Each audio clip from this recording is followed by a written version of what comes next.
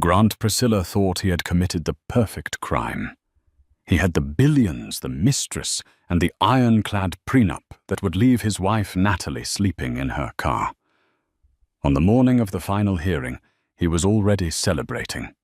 He told his friends she was a nobody from nowhere, a fixer-upper he was finally discarding. He thought he knew everything about the woman he shared a bed with for 5 years. But when the gavel banged and the judge looked over his glasses to ask one simple question, "Mr. Priscilla, do you know who your wife's father is?" the laughter stopped, and the nightmare began. The crystal flute shattered against the marble fireplace, but nobody cared. In the penthouse suite of the Four Seasons in Manhattan, the mood was electric. Grant Priscilla, the 38-year-old CEO of Priscilla Dynamics, was standing on a velvet ottoman, a fresh bottle of Dom Perignon in one hand and a Cuban cigar in the other. "To freedom," Grant bellowed, his face flushed with the kind of arrogance that only money and unchecked power can buy. A chorus of cheers erupted from the room. It was a small gathering, his inner circle. There was Brad, his VP of operations, Chloe, his 23-year-old personal assistant, and the reason for the divorce, and Benton Hughes, the most expensive divorce attorney in New York State. Chloe slinked up to Grant, wrapping a manicured hand around his ankle.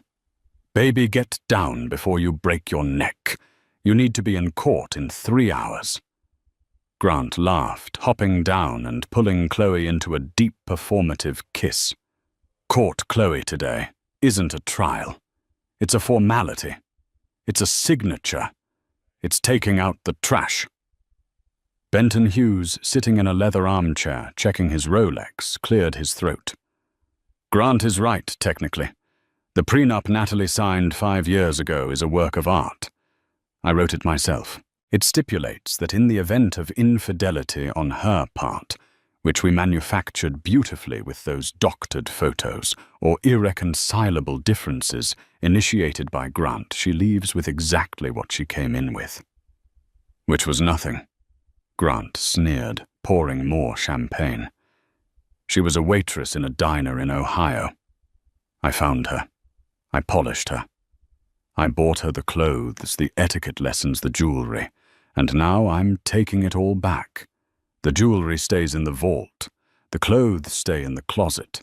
She walks out of that courtroom with a suitcase of Target t-shirts and a bus ticket back to Cornfield, USA. Brad chuckled nervously. "She didn't fight back at all. No countersuit. That's the beauty of it," Grant said, his eyes gleaming with malice. "She's too stupid to fight. For the last month since I served her the papers, she's just been quiet, walking around the penthouse like a ghost. She didn't even hire a lawyer. She's using a court-appointed public defender, some kid named Samuel, who probably hasn't even passed the bar yet." Grant walked to the floor-to-ceiling window, looking out over Central Park. He felt invincible. His tech company was about to go public with a valuation of $4 billion. He was trading in his 30-year-old wife for a 23-year-old model. And he was going to keep every single penny of his fortune. "I almost feel bad for her," Chloe giggled, sipping her drink. "Almost." "Don't," Grant said, turning back to them. Natalie was a leech. She enjoyed the high life, the galas, the trips to Saint-Tropez. But she never fit in. She was always too soft, too quiet. She never understood that in this world you have to be a shark. Well, today, the shark eats. He checked his watch, a Patek Philippe Nautilus that cost more than Natalie's childhood home. "All right, let's sober up.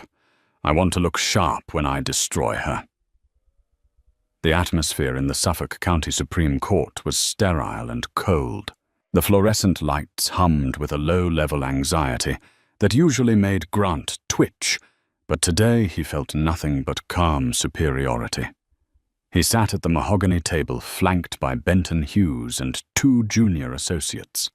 They looked like a squadron of sharks in Armani suits. Benton was arranging his papers with geometric precision, humming a tune under his breath. On the other side of the aisle sat Natalie. Grant looked at her. Really looked at her for the first time in months. She looked pathetic.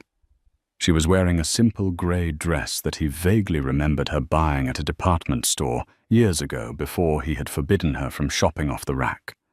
Her hair, usually styled by the best salons in the city, was pulled back in a severe, messy bun. No makeup, no jewelry. Her hands were folded in her lap, her knuckles white. Next to her sat her lawyer. Grant had to stifle a laugh. The man looked like he was 12 years old. His suit was ill-fitting, the sleeves too long, and he was nervously clicking a cheap ballpoint pen. He had a stack of disorganized papers in front of him and was whispering frantically to Natalie. Natalie didn't respond. She just stared straight ahead at the empty judge's bench. "Look at them," Grant whispered to Benton. "It's like bringing a plastic spoon to a gunfight." Benton smirked. "Don't get cocky. Just let me do the talking. We present the prenup. We present the separation of assets. We ask for immediate eviction from the marital residence. Judge Harrison is presiding today. He's a hard ass, hates emotional outbursts. He'll love our efficiency." "Judge Harrison," Grant frowned. "I thought we had Judge Miller." "Last-minute switch." Benton shrugged. "Doesn't matter. The law is the law, and the contract is ironclad." The bailiff's voice cut through the air. "All rise. The Honorable Judge Harrison presiding." The door to the chambers opened, and Judge Harrison walked in. He was a terrifying figure, an older man perhaps in his late 60s, with steel-grey hair and a face carved from granite. He didn't look at the lawyers. He didn't look at the gallery. He sat down, adjusted his robe, and opened the file in front of him with a heavy thud. "Be seated," the judge rumbled. His voice was deep gravelly and echoed in the silent room. Grant sat down, smoothing his tie. He caught Natalie's eye for a split second. He expected to see fear, tears, begging. Instead, he saw something that unsettled him. Her eyes were dry, and they were cold, ice cold. For a fleeting second, the mousy waitress from Ohio vanished, and something else looked back at him. But then she blinked, and the look was gone, replaced by the submissive, downward gaze he was used to. "Docket number 4921. Judge Harrison read his eyes scanning the papers. "Priscilla versus Priscilla. Petition for divorce, division of assets, and enforcement of prenuptial agreement. Castle, ready for the plaintiff, Your Honor," Benton said, standing up smoothly. "Ready for the defendant, Your Honor," the young lawyer squeaked, standing up halfway, before sitting back down nervously. "Mr. Hughes," the judge said, looking at Benton. "I've reviewed the filing. You are claiming that the prenuptial agreement bars Mrs. Priscilla from any claim to the marital assets, spousal support, or the primary residence. Is that correct?" "That is correct, Your Honor," Benton said, walking toward the bench. "The agreement was signed 5 years ago, notarized and witnessed. Mrs. Priscilla was of sound mind. The terms are explicit. Whatever Mr. Priscilla acquired during the marriage remains his sole property. Whatever Mrs. Priscilla brought into the marriage, which the financial disclosure shows was approximately $200 in a checking account, and a 2012 Honda Civic remains hers." Grant smirked. He loved hearing that part. "And," Benton continued, "given the swift nature of these proceedings, we are asking for an order for Mrs. Priscilla to vacate the penthouse by 5:00 p.m. today." The judge didn't nod. He didn't look impressed. He just turned his gaze slowly toward the defense table. "And you, Mr." The judge squinted at the nameplate.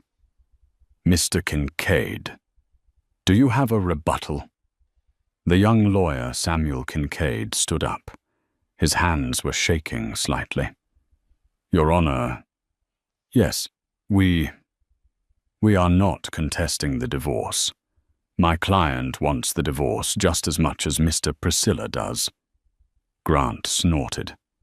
Of course she does. She wants to get out before I humiliate her further. However, Samuel continued, his voice gaining a tiny bit of strength, we are contesting the validity of the prenuptial agreement.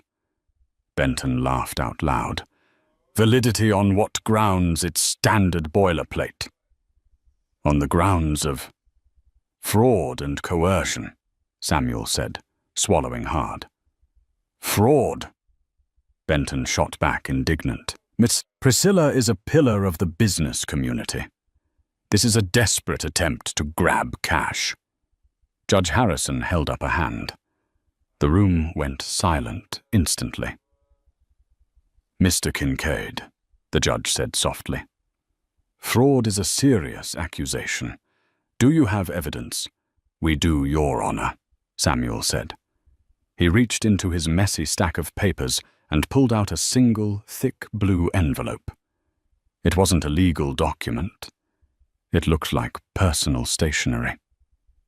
But before we submit it, my client requests permission to address the court directly. Benton jumped up. Objection. She has counsel. This is grandstanding. Judge Harrison looked at Natalie. She was still sitting perfectly still. Overruled, the judge said. It's a divorce hearing, Mr. Hughes, not a murder trial. If Mrs. Priscilla wants to speak, let her speak. Grant rolled his eyes. Let her cry, he thought. Let her beg. It will make the victory sweeter. Natalie stood up. The change in her posture was subtle but immediate. The shoulders that had been slumped for 5 years suddenly squared. She didn't smooth her dress. She didn't fidget with her hair. She walked to the center of the room, standing directly in front of the judge's bench, ignoring the podium. She didn't look at the judge. She turned slowly, deliberately to face Grant. 5 years ago. Natalie began, her voice not shaky, but clear and resonant. Grant told me he loved me. He told me he wanted to take care of me. I was 22. I was working double shifts to pay for my mother's medical bills. I was tired, and he looked like a prince. She took a step toward Grant's table. Benton Hughes looked ready to tackle her, but Grant waved him off. He was amused. He told me the prenup was just a formality, Natalie continued. He said his board of directors required it. He said, Natalie, it's just paper. What's mine is yours. I believed him, because I didn't know that what was his wasn't actually his money. Grant's smile faltered. What is she talking about? He hissed to Benton. I didn't know. Natalie said, her voice dropping an octave, that Grant Priscilla's initial capital, the seed money for Priscilla Dynamics, didn't come from his own savings. It came from an illegal loan shark operation run out of New Jersey, money laundering, racketeering. Objection! Benton screamed, slamming his hand on the table. This is slander. Absolute lies. Is it? Natalie asked calmly. She turned to her young lawyer. Sam, the blue envelope, please. Samuel Kincaid walked over and handed the envelope to the bailiff, who handed it to Judge Harrison. Inside that envelope, Natalie said, facing the judge now, are the original ledgers, the ones Grant thought he burned 3 years ago. He didn't burn them. He gave them to me to hold on to in a safety deposit box that he thought was in his name. It wasn't. Grant felt a cold sweat break out on his back. He remembered the ledgers. He had been drunk one night, paranoid about the IRS, and had given a box of files to Natalie to hide in her gym locker, thinking she was too stupid to look inside. He had retrieved them a week later and burned them, or so he thought.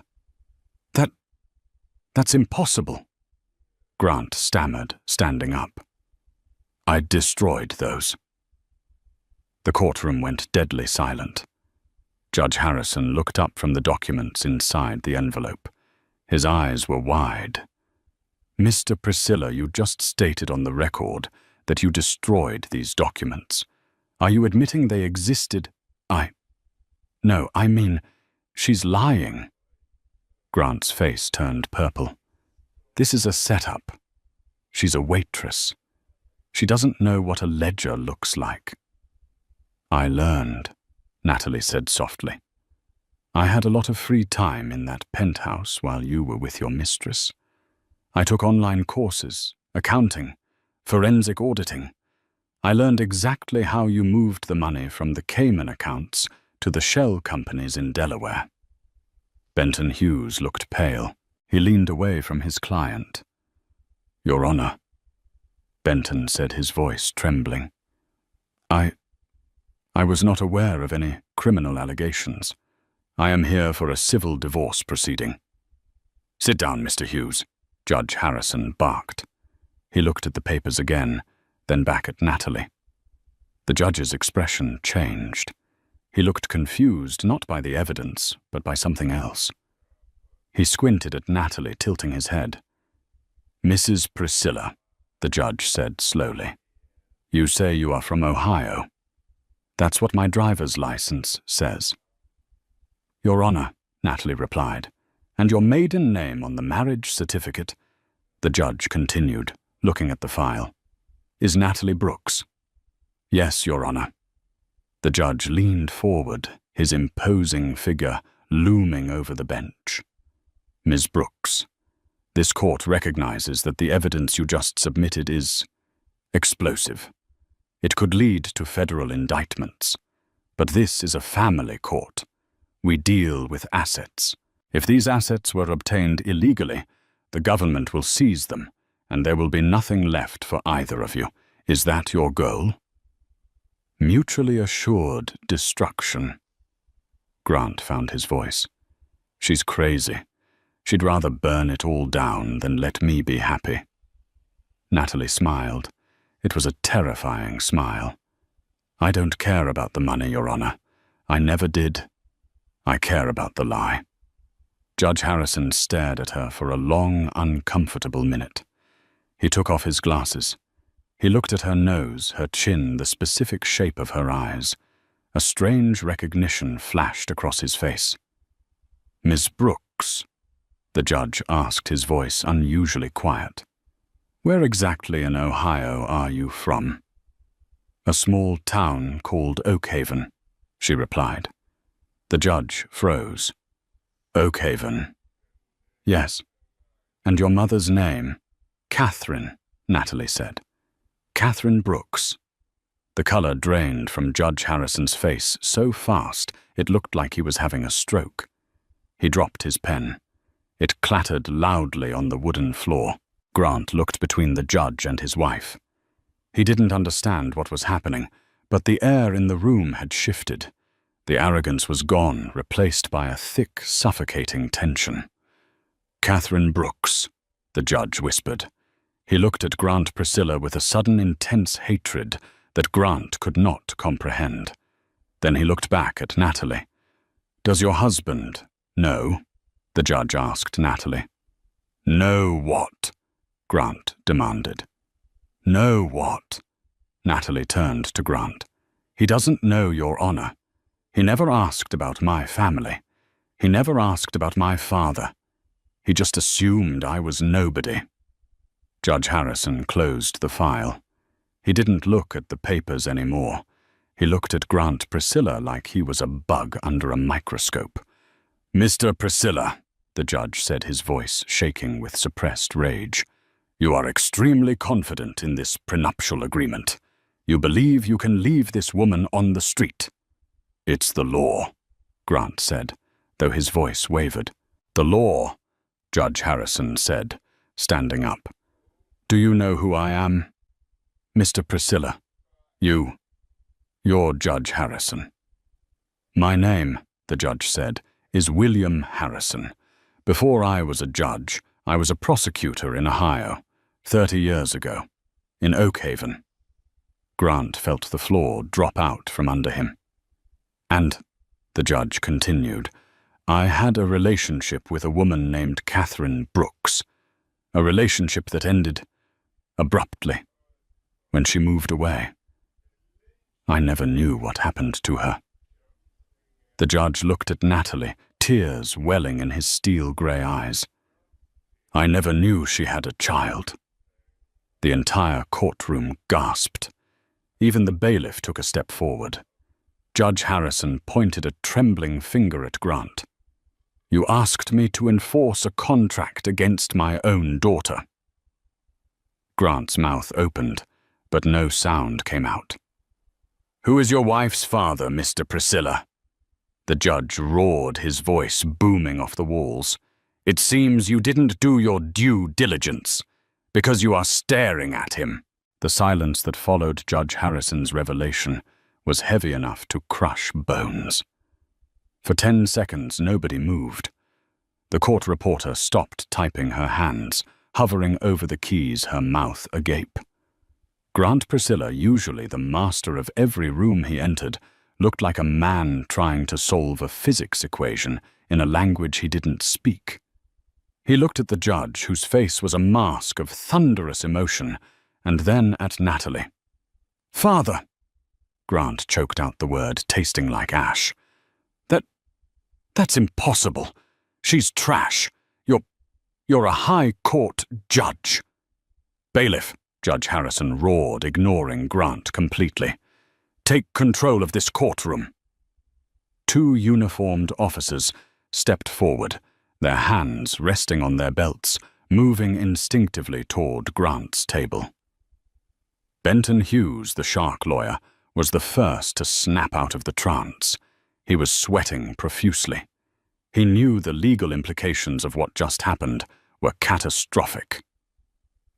"Your Honor, Judge Harrison, if what you say is true, you are conflicted. You must recuse yourself immediately. You cannot preside over this case."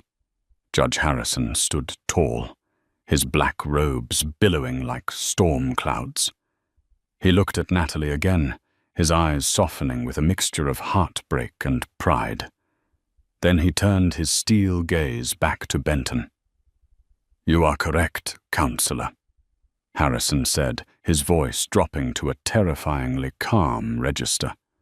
"I am conflicted. I am emotionally compromised.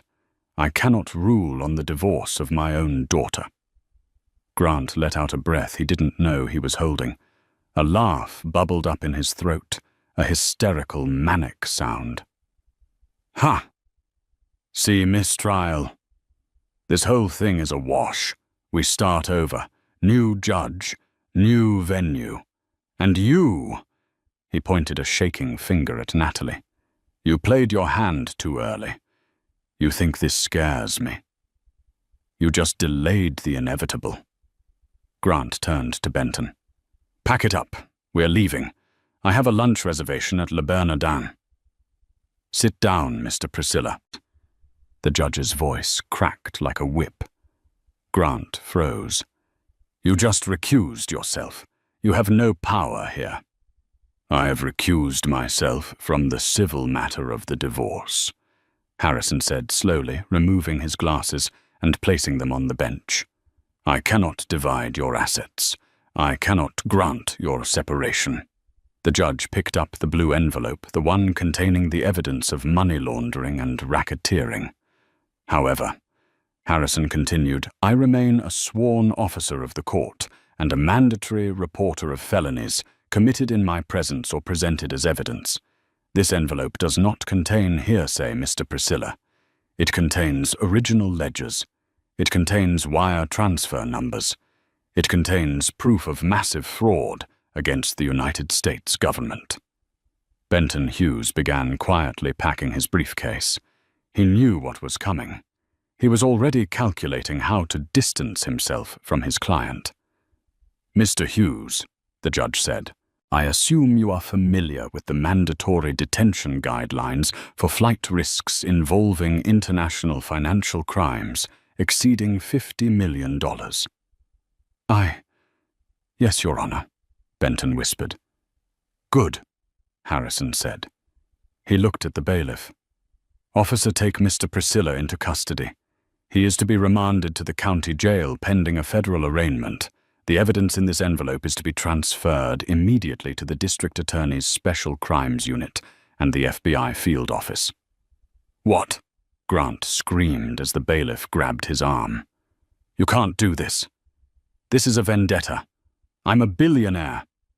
I'm Priscilla Dynamics. You have the right to remain silent, the bailiff recited in a monotone voice, pulling Grant's expensive suit jacket back to cuff his wrists.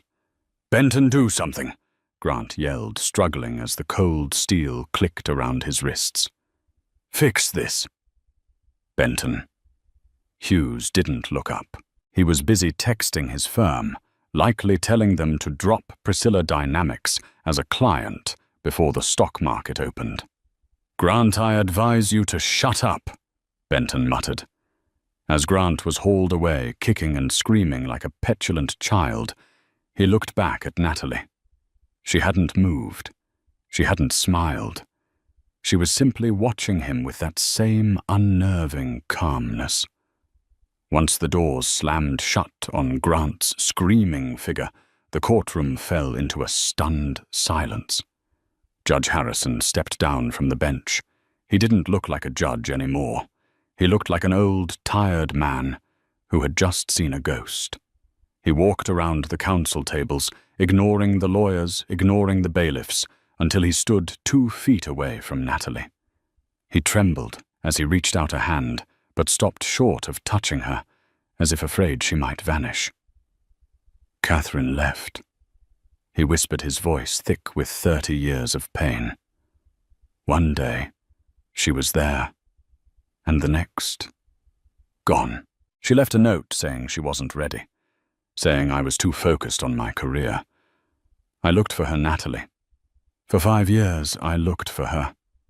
Natalie's mask finally cracked. A single tear traced a path down her cheek.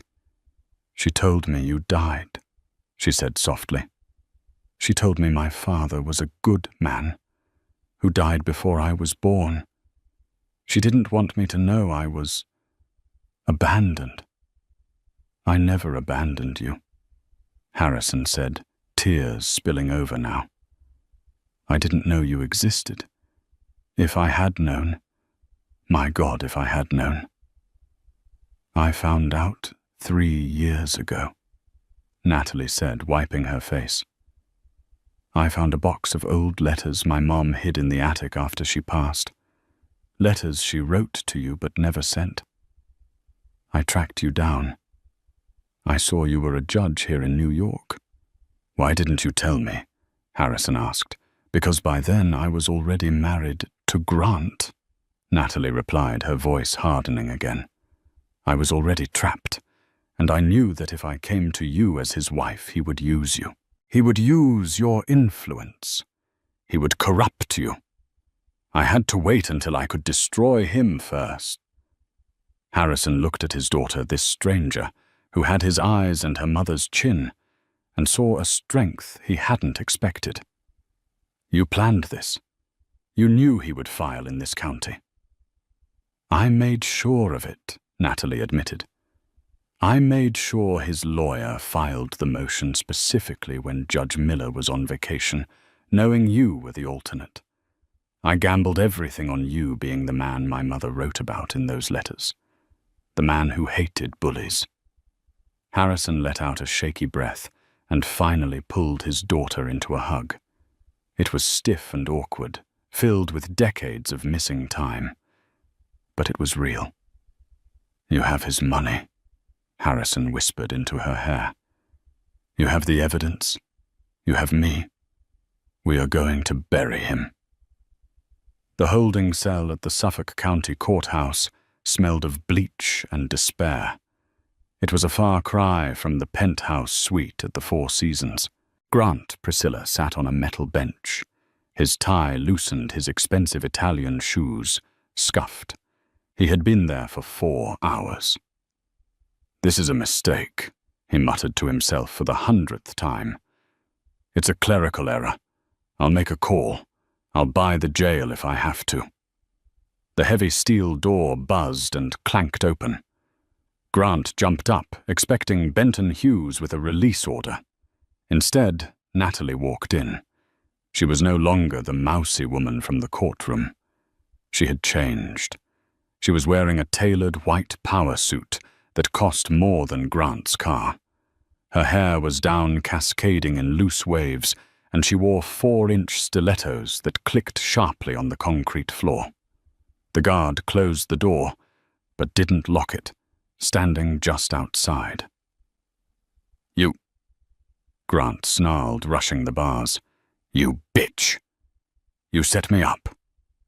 Do you have any idea what you've done to the stock price? I checked the ticker on the guard's phone. Priscilla Dynamics is down 40%. 40%. Natalie, that's billions." Natalie stood calmly on the other side of the bars, checking her nails. "Actually, it's down 52% as of 10 minutes ago.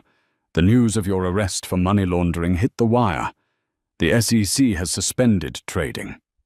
"You ruined us," Grant screamed, gripping the bars until his knuckles turned white. "You ruined yourself. The prenup says you get nothing. Remember, if the company tanks, you get half of nothing." Natalie laughed. It was a dark, rich sound.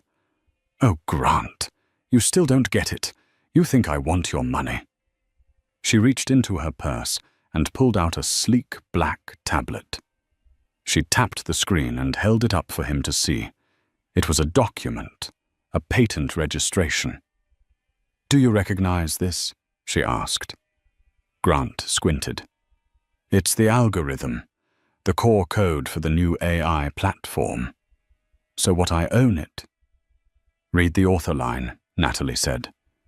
Grant read it. "Author N.C. Brooks." "N.C. Brooks," Grant whispered. "Who is that?" "Natalie Catherine Brooks," she said. "Me." "You," Grant scoffed. "You can barely work a microwave. You were a waitress." "I was a waitress because I was putting myself through a PhD in computer science at MIT online." Natalie said, her voice dripping with disdain. "I met you while I was working my way through grad school. I didn't tell you because I wanted to see if you liked me. When I realized you only liked the idea of owning me, I stayed quiet. I watched you struggle with the code for Priscilla Dynamics. I watched your engineers fail for 2 years. She stepped closer to the bars. "Who do you think fixed the code, Grant? Who do you think went into your laptop while you were passed out drunk or with your mistresses and patched the kernel so the system wouldn't crash? Who built the product you're selling?" Grant's face went slack. He remembered the mornings when the code would miraculously work after weeks of bugs. He had always assumed his team had pulled an all-nighter. He had taken the credit.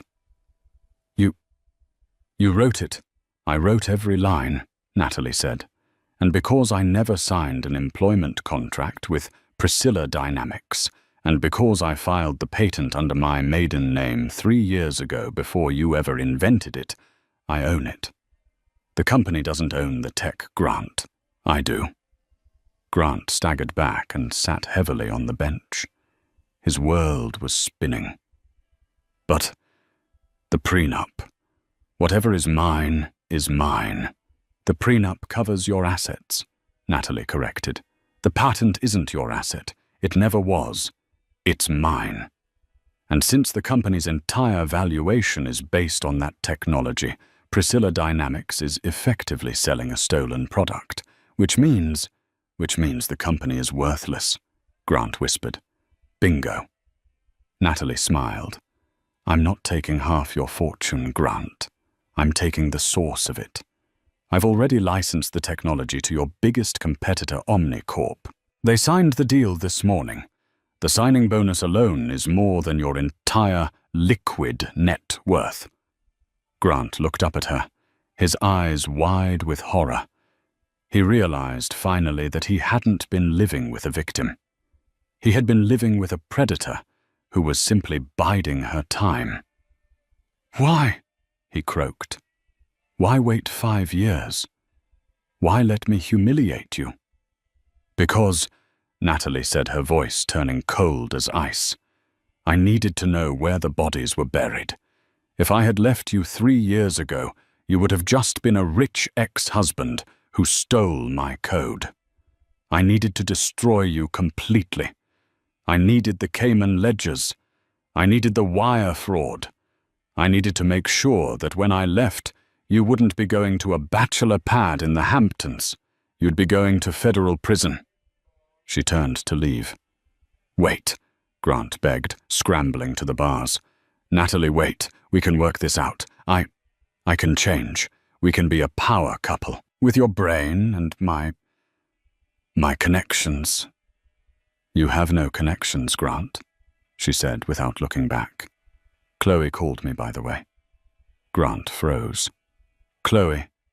"She saw the news," Natalie said, pausing at the door. "She wanted to know if the jewelry you bought her was going to be seized by the feds. I told her yes. She told me to tell you to rot in hell. She's already on a plane to Dubai with Brad." "Brad, my VP. Brad has been feeding me info on you for 2 years," Natalie said, opening the door. "He didn't like how you talked to him. People remember how you treat them, Grant. Even the little people." The door slammed shut, leaving Grant alone in the silence. The reality of his situation began to sink in. No money, no company, no friends, no wife. And the judge who held his fate in his hands was the father of the woman he had tormented. He sank to the floor, put his head in his hands, and for the first time in his life, Grant Priscilla began to cry, not for his loss, but for the terrifying realization that he was and always had been the smallest person in the room. 6 months later, the ballroom of the Plaza Hotel was packed, but not for a gala. It was a liquidation auction. The U.S. Marshals were selling off the seized assets of Grant Priscilla to pay back the millions he had defrauded from investors and the government. Natalie sat in the back row wearing sunglasses and a nondescript trench coat. Next to her sat William Harrison, her father. He was no longer wearing his judicial robes. Today he was just a dad holding a cup of coffee and watching the spectacle with a grim sense of satisfaction. "Lot 402, the auctioneer announced, his voice booming over the speakers. "A Toontant 24 Patek Philippe Nautilus watch, rose gold, barely worn." The bidding started at $50,000 and rapidly climbed to $300,000. "He loved that watch," Natalie whispered. "He told me once that it was worth more than my entire existence." William squeezed her hand. "It's just metal, Nat. It's just metal." "I know," she said, "but watching strangers buy his life, it's strange. I don't feel happy. I just feel relieved." The auction continued. Grant's penthouse had already been sold. His Ferrari, his art collection. Everything that defined him was being stripped away, piece by piece, to cover his debts. Grant, of course, wasn't there to see it. He was currently sitting in the Metropolitan Detention Center, awaiting his final sentencing hearing, which was scheduled for that afternoon. "Are you ready to go?" William asked gently. "We don't want to be late for the finale." Natalie nodded. "Let's go see him one last time." The sentencing hearing was a media circus. Reporters lined the steps of the courthouse, desperate for a glimpse of the fallen billionaire and the secret genius wife. When Natalie and William exited the black SUV, cameras flashed like a lightning storm. Natalie kept her head high, ignoring the questions. Inside the mood was somber. Grant was led in wearing an orange jumpsuit. The arrogance was completely gone. He had lost 20 pounds. His hair, usually dyed and coiffed, was greying at the roots and thinning. He looked like an old man. When he saw Natalie sitting in the front row next to Judge Harrison, he flinched. The presiding judge, a stern woman named Judge Reynolds, since Harrison had recused himself, didn't waste time. "Mr. Priscilla," she began, peering down at him. "You have pleaded guilty to 17 counts of wire fraud, tax evasion, and money laundering. You built an empire on lies, and you treated the people around you as disposable pawns. Do you have anything to say before I pass sentence?" Grant stood up. His hands were shaking in the cuffs. I just want to say, I'm sorry," he mumbled, his voice cracking. He looked at Natalie. "Natalie, I'm sorry." Natalie didn't blink. She didn't offer a sympathetic smile. She just watched him, impassive. "The court notes your apology," Judge Reynolds said dryly. "However, remorse does not undo the damage. You defrauded the American public of over $200 million. You attempted to hide these assets using your wife unknowingly, implicating her in your crimes. That betrayal alone speaks to a character deficit that is truly staggering." Grant hung his head. "I sentence you to 25 years in federal prison," the judge declared. The gavel banged with a finality that echoed through the room. "With no possibility of parole for the first 20 years. You are also ordered to pay restitution in the amount of $150 million. Grant's knees buckled. His lawyer had to hold him up. 25 years. He would be 63 years old when he got out. His life was effectively over. As the bailiffs moved to drag him away, Grant looked back at Natalie one last time. He opened his mouth to speak, perhaps to beg, perhaps to scream. But he saw William Harrison put a protective arm around her shoulders. Grant realized then that he hadn't just lost a wife. He had fought a war against a family he didn't even know existed, and he had lost everything. The concept of time in Federal Correctional Institution Fort Dix was not measured in hours, minutes, or seconds. It was measured in the slow, agonizing drip of indignity. For Grant Priscilla, formerly the master of the Manhattan universe time, was now a physical weight. It had been 365 days since the gavel banged down, sealing his fate. 1 year, 12 months of waking up to the metallic shriek of a buzzer instead of the gentle chime of a smart alarm. 12 months of trading his 400 thread count Egyptian cotton sheets for a scratchy wool blanket that smelled faintly of mildew and other men's sweat. He was no longer Mr. Priscilla, the man who could move markets with a single tweet. He was inmate 8940C. Grant sat on the edge of his bunk, staring at his hands. They were unrecognizable. The manicured nails and soft skin, once maintained by weekly appointments at a private spa on Fifth Avenue, were gone. His knuckles were swollen, the skin dry and cracked, the fingernails jagged and rimmed with grey dirt that no amount of scrubbing could remove. "Move it, Priscilla!" a guard bellowed, banging a baton against the bars. "Chow time. Don't make me tell you twice." Grant stood up slowly. His lower back ached constantly now, a souvenir from his assigned prison job. The king of tech was now part of the sanitation crew, specifically the latrine duty for cell block D. He spent 8 hours a day scrubbing grout with a toothbrush and mopping up filth. A cruel irony that he was certain the universe had designed specifically for him. He shuffled out of his cell, joining the line of men in matching beige jumpsuits. The noise was deafening, a constant cacophony of shouting, clanging metal, and aggressive laughter. He kept his head down. In the first month, he had tried to assert dominance. He had tried to tell the other inmates who he was, about his billions, about his connections. That had resulted in a fractured rib and a black eye. He learned quickly that in here, his net worth was zero. Actually, it was less than zero.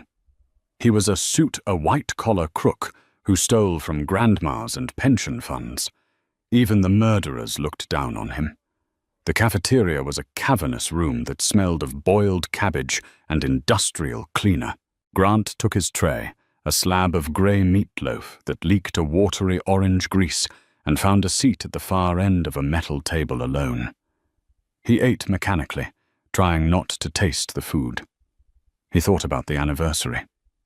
Today marked 1 full year. 24 more to go. He would be an old man when he walked out. If he walked out. Priscilla. Grant flinched, dropping his plastic fork. He looked up to see Officer Miller, the mail-room guard, walking toward him.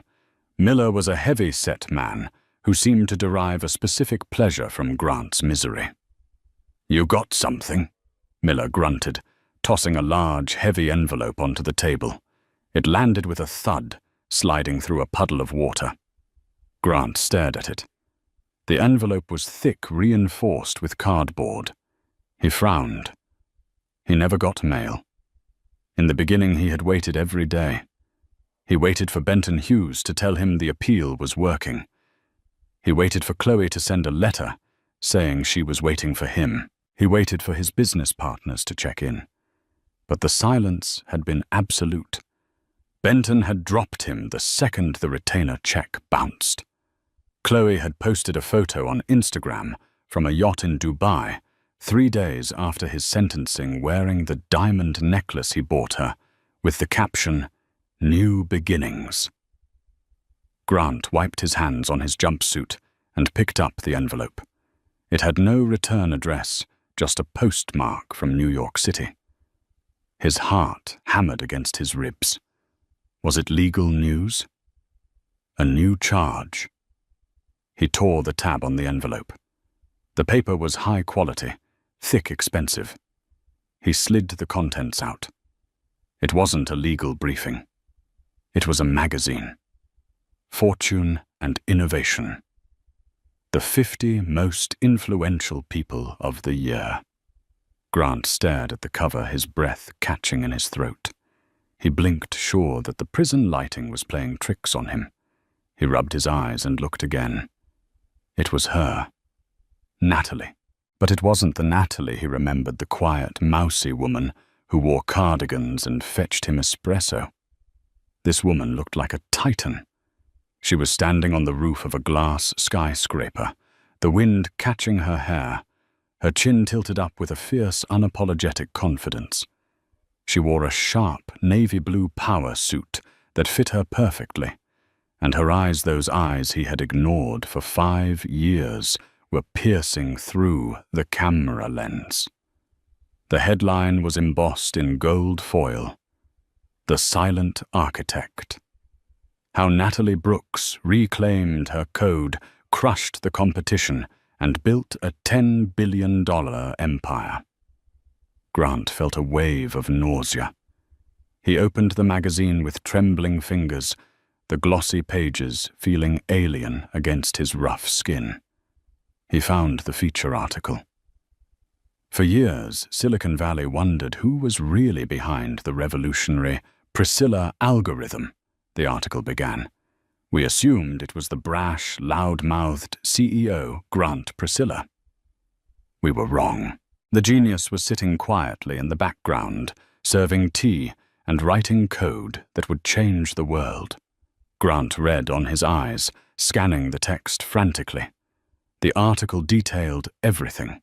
It described how Natalie had launched Brooks Tech using the patent she had secretly registered. It described how she had hired the top engineers, many of whom Grant had fired for insubordination, and built a culture of transparency and innovation. It detailed the acquisition of his former company's assets. When Priscilla Dynamics was liquidated by the federal government, the article read, "Brooks Tech was the highest bidder."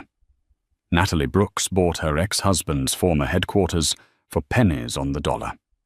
She turned the executive penthouse suite, formerly Grant Priscilla's private party room, into a daycare center for her employees.